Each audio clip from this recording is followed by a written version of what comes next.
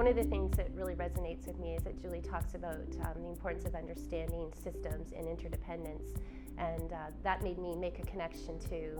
Elmer's work around the instructional core and looking at the classroom as a system, and that core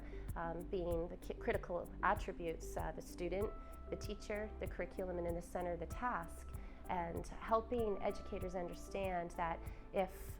one area becomes changed, that all areas are affected by that change. So if we change the way we introduce curriculum, like through a concept-based approach, that all elements of the core are going to change, and that teacher and student relationships would change. But Julie's work is so critical